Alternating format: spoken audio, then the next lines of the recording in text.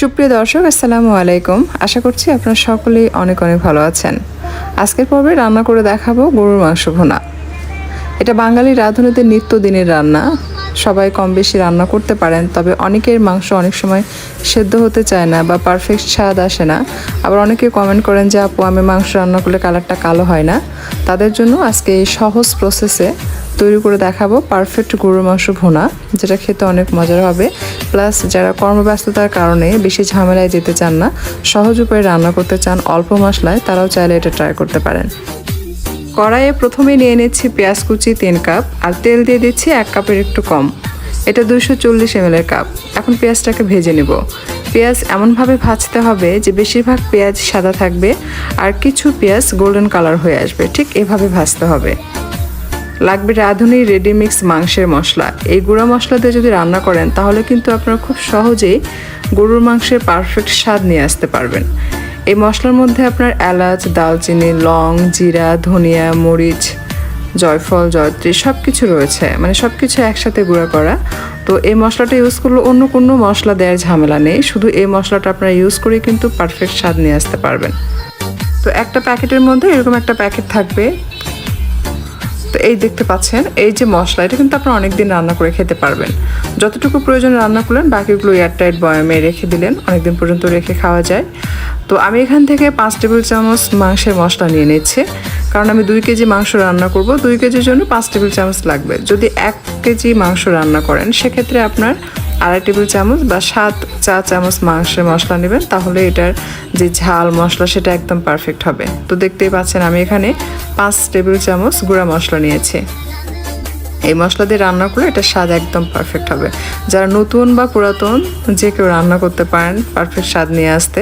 বেশি মশলা বাটাবাটি ঝামেলা নেই, এই মশলা দিয়ে আপনারা কিন্তু খুব সহজেই রান্না করে নিতে পারবেন। বা যারা ব্যাচেলর রয়েছেন, গরুর মাংস রান্নাটা ঝামেলার মনে করেন, তারাও কিন্তু এই মশলাটা ইউজ করে রান্না করে দেখতে পারেন। স্বাদটাও পারফেক্ট আসবে, প্লাস কষ্টটাও কম হবে, আর খুব সহজ উপায়ে আপনারা রান্না করতে পারবেন। তো পেঁয়াজটা ভাজা হয়ে গেছে, আমি আপনাদের একটু তুলে দেখাই, তাহলে বুঝতে পারবেন যে পেঁয়াজটা কীভাবে ভাজতে হবে। দেখতে পাচ্ছেন যে কিছু অংশ একটু গোল্ডেন দেখাচ্ছে, আর বাকি সব পেঁয়াজগুলো সাদা রয়েছে। ঠিক এইভাবে ভাজবেন। সমস্ত পেঁয়াজ যদি গোল্ডেন করে ফেলেন তাহলে কিন্তু গ্রেভিটা কম হবে। আদা রসুন বাটা দিয়ে দিচ্ছি 5 টেবিল চামচ, আর যদি 1 কেজি মাংস রান্না করেন তাহলে 3 টেবিল চামচ দিবেন। 2 কেজি মাংসের জন্য 5 টেবিল চামচ আদা রসুন বাটা পারফেক্ট। আদা রসুন বাটা দিয়ে এটাকে কিছুক্ষণ ভেজে নিচ্ছে।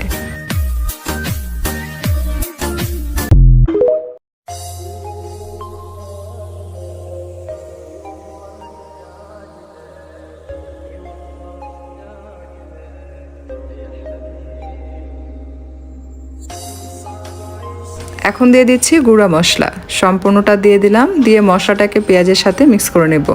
বেশিক্ষণ ভাজার দরকার নেই, যেহেতু এটা গুঁড়া মশলা পুড়ে যাবে। জাস্ট পেঁয়াজের সাথে এটা মিক্স হয়ে গেলেই অ্যাড করতে হবে পানি। মশলা কষানোর জন্য আমি এখানে পানি দিলাম 1/2 কাপের একটু বেশি। দিয়ে এটাকে মিক্স করে নিচ্ছি এবং অনবরত নেড়েচেড়ে মশলাটা খুব ভালোভাবে কষে নিতে হবে, পানিটা টেনে যাওয়া পর্যন্ত। পানি টেনে যাওয়ার পর যখন দেখবেন মশলা থেকে তেল ভেসে উঠবে, সেই পর্যায়ে বুঝতে হবে আপনার মশলাটা খুব ভালোভাবে কষানো হয়ে গেছে। মশলা কষানো হয়ে গেলে অ্যাড করে দিতে হবে গরুর মাংস। খুব ভালোভাবে ধুয়ে পরিষ্কার করে পানিটা অবশ্যই ঝরিয়ে নেবেন। এখানে গরুর মাংস রয়েছে 2 কেজি, আর লবণ দিয়ে দিলাম স্বাদ মতো। আমি 1 টেবিল চামচ এবং 1/2 টেবিল চামচ একটু কম দিলাম। দিয়ে এখন মিশিয়ে নিচ্ছে। মাংস দেওয়ার পর এটাকে ঘড়ি ধরে 20 মিনিট রান্না করতে হবে, অর্থাৎ মাংসটাকে কষাতে হবে। হাই ফ্লেমে কষিয়ে নেবেন, তাহলে খুব ভালো হবে। আপনার চুলার তাপ কেমন সেটা বুঝে আপনার এটা কষাবেন। আমার চুলার তাপ, যেহেতু এটা গ্যাসের চুলা, মানে অটো চুলা, সেই জন্য হয় কি যেটা তাপটা একটু কম থাকে। আমি হাই ফ্লেমে রেখে এটাকে ঘড়ি ধরে 20 মিনিট কষিয়ে নিয়েছি। আপনার চুলার তাপ কেমন সেটা বুঝে আপনাকে কষাতে হবে। যদি দেখেন যে আপনার পুড়ে যাচ্ছে, সেক্ষেত্রে অবশ্যই চুলার আঁচটা কমিয়ে দিবেন। আর এটা কিন্তু যখন কষাবেন চুলার কাছ থেকে সরে যাবেন না, অনবরত নাড়াচাড়ার পরে থেকেই কিন্তু এটা কষিয়ে নিতে হবে। খেয়াল রাখবেন মাংস যেন পুড়ে না যায়। যদি পুড়ে যায় তাহলে কিন্তু স্বাদটা নষ্ট হবে। অনেকের চুলার তাপ এমন থাকে যে পাতিলের উপর দিয়ে উঠে আসে, তারা হাই ফ্লেমে এটাকে কষাতে যাবেন না, পুড়ে যেতে পারে। তারা এমনভাবে চুলার তাপটা রাখবেন যে কষানোর সময় যেন মাংসটা পুড়ে না যায়। তো আমার মাংসটা দেখতেই পাচ্ছেন একদম লাল লাল হয়েছে। আপনাকে লাল লাল করে ভেজে নিতে হবে, তাহলে কিন্তু মাংসের পারফেক্ট স্বাদ আসবে। অল্প সময় যদি ভেজে পানি দেন তাহলে কিন্তু পারফেক্ট স্বাদ পাবেন না। তাই বলছি ঘড়ি ধরে 20 মিনিট হাই ফ্লেমে রেখে এটাকে ভেজে নেবেন। এভাবে লাল লাল করে ভাজতে হবে। তারপর অ্যাড করতে হবে পানি। আমি ডিটেলসে টিপস অ্যান্ড ট্রিক্স সহ রেসিপিটি আপনাদের সাথে শেয়ার করছি সহজ প্রসেসে, যেন আপনারা পারফেক্ট স্বাদের বিফ ভুনা রান্না করতে পারেন। দিয়ে দিচ্ছি 2 মগ পরিমাণ পানি দিয়ে এখন এটাকে মিক্স করব। এই পর্যায়ে কিন্তু চুলার আঁচটা হাই রয়েছে, অর্থাৎ হাই ফ্লেমে রেখেই কিন্তু রান্না করছি। এখনও চুলার আঁচটা আমি কমিয়ে দিইনি।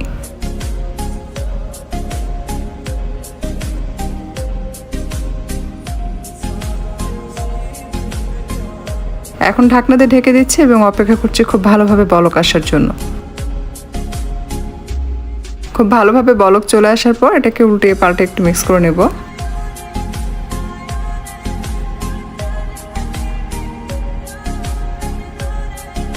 এই পর্যায়ে এটাকে ঘড়ি ধরে রান্না করতে হবে 1 ঘন্টা। তো সর্বমোট 1 ঘন্টা 20 মিনিট যদি আপনারা রান্না করেন, এতে করে আপনার মাংসটা একদম সফট হবে, মানে খুব সুন্দরভাবে সেদ্ধ হবে আর কি। তো এর মাঝে আমি কিন্তু ঢাকনা খুলে দিয়েছি এবং বারে বারে নেড়ে চেড়ে দিয়েছি। সর্বমোট আমি রান্না করেছি 1 ঘন্টা 25 মিনিটের মতো। তো আমার রান্নাটা প্রায় হয়ে গেছে, দেখতে পাচ্ছেন পানিটা টেনে গেছে। পানিটা যখন টেনে গিয়ে গ্রেভিটা ঘন হয়ে আসবে, সেই পর্যায়ে নামিয়ে নিতে হবে। পানিতে বলক আসার পর চুলার আঁচটা একেবারে কমিয়ে দিতে হবে, অর্থাৎ মিডিয়াম লোতে বসিয়ে রাখবেন। যখন দেখবেন যে ধীরে ধীরে মাংসটা টেনে যাবে, মানে পানিটা টেনে গিয়ে মাংসটা গ্রেভি যেটা সেটা একটু ঘন হয়ে আসবে, সেই পর্যায়ে নামিয়ে নিতে হবে। তো এরকম ভুনা ভুনা মাংসটা কিন্তু খুব ভালো লাগে। তো এভাবে মাংসটা রান্না করে আপনারা চালের আটার রুটি, ময়দার রুটি বা গমের আটার রুটি, পরোটা, গরম ভাত, নান সব কিছুর সাথেই কিন্তু পরিবেশন করতে পারবেন। দেখতে পাচ্ছেন কতটা লোভনীয় হয়েছে।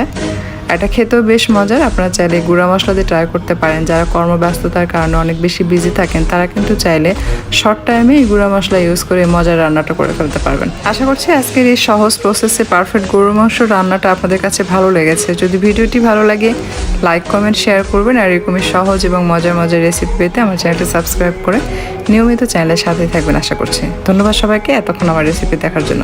সবাই অনেক অনেক ভালো থাকবেন। আল্লাহ হাফেজ।